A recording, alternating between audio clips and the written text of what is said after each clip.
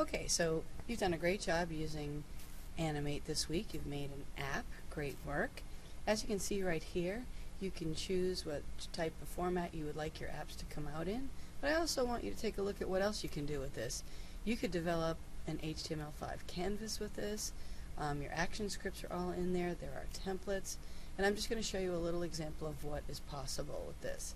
So I'm going to open up HTML5 canvas. And what I'm going to notice, I want you to notice is that this is your stage area here. Here are your properties, and this is your library. Notice I'm going to change the color of my stage. I'm going to change it to a purple. There we go. And I have one layer down here, and I'm going to call this one BG for background. I'm going to add a new layer, and I'm going to call this one Shapes. And what I want to do is I want, by the time we get to frame 35, I want to think about how my screen is going to look. So I'm going to press F6 and insert a keyframe here. So what I'm going to do is I'm just going to put in some shapes. I'm going to put in different colored shapes here. 1, 2, 3.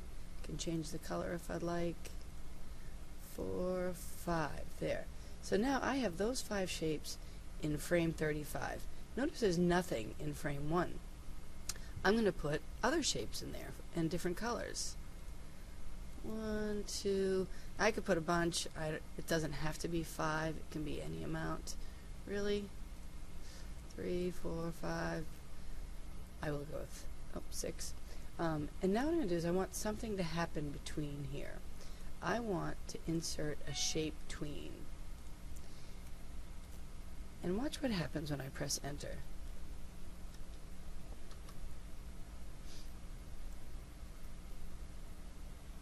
They blend together.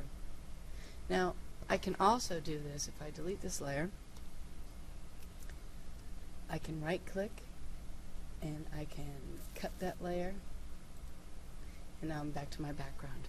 So now what I'm going to do is I'm going to add another layer, and I'm going to call this one text.